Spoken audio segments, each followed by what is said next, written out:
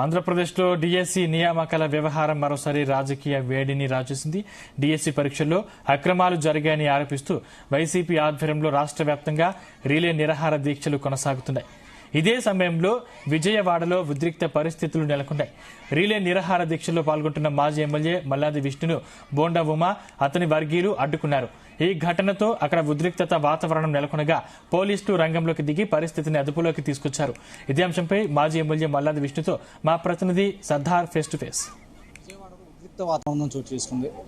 Mega డిఎస్సీలో అక్రమాలు జరిగాయంటూ YCP తలపెట్టిన relay నిరాహార దీక్ష శిబిరం వద్దకు బోండవమ్మ చేరుకోవడంతో ఒక్కసారిగా యుద్ధ వాతావరణం నెలకొంది. ఈ క్రమంలో పరిస్థితిని చక్కబెట్టే క్రమంలో పోలీసులు మల్లాది విష్ణుని అదుపులోకి తీసుకొని ధర్నా చౌక్కి తరలించారు. అసలు ఇక్కడ ఏం జరిగిందనే విషయాన్ని మల్లాది విష్ణుని అడిగి తెలుసుకుందాం. ఈరోజు శాంతియుత వాతావరణంలో నిరాహార దీక్ష చేస్తున్న ఒక వైఎస్ఆర్ కాంగ్రెస్ పార్టీ శిబిరం మీద బోండా ఉమా తన అనుచరులతో, రౌడీలతో, గూండాలతో వచ్చి దాడి చేశాడు. టెంట్ పీకేశాడు. అతనికి ఎవరిచ్చారు అధికారం? కోడిగుడ్లతో దాడి చేశారు. అంటే పోలీసులను అడ్డం పెట్టుకుని దాడి చేస్తారా? పోలీసులు లేకపోతే మీరు దేనికి పనికిరారా? పోలీసుల సమక్షంలో పోలీసులు వాళ్ళకి బందోబస్తు చేస్తూ మా మీద దాడి చేస్తే, కోడిగుడ్లు వేస్తే పోలీసులు ఏం చేస్తున్నారండి? పోలీసులు ఏం చేస్తున్నారు? శాంతి భద్రతలు కాపాడాల్సింది, గొడవలు జరగకుండా చూడాల్సింది, ఘర్షణ లా అండ్ ఆర్డర్ని కాపాడాల్సింది ఎవరు?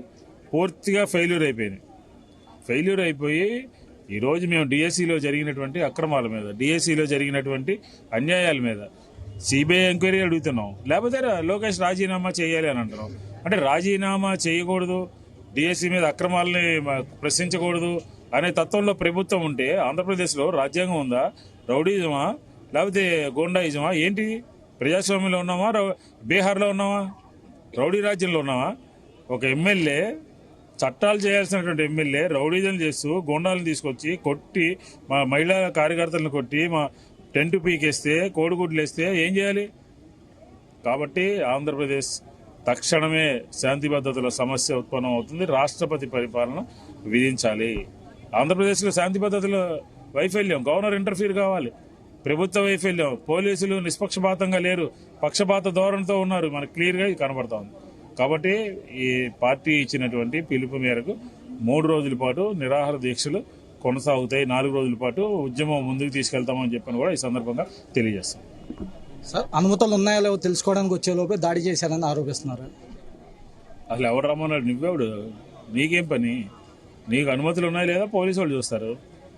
ఈ కాకంపూడి స్టోరీస్ చెప్పొద్దని చెప్పండి. ఇవన్నీ చూసాం మేము చిన్నప్పుడు. ఇలాంటి అనుమతి ఉందా లేదా అని పోలీసులు వస్తారు, వాళ్ళు మాట్లాడతారు. పోలీసులు అనుమతి తీసుకునే చేశాము. నువ్వెవరు అసలు అక్కడ రావడానికి?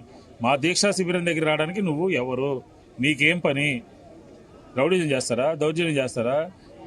అసలు మైకులే లేవు అక్కడ, ప్రసంగాలే వీటాన్ని తప్పుపడుతూ తీసేశారు. ఇది పూర్తిగా బోండా ఉమా రౌడీజం చేస్తూ అరాచకం సృష్టించాలని చెప్పని ప్రయత్నం చేస్తున్నాడు.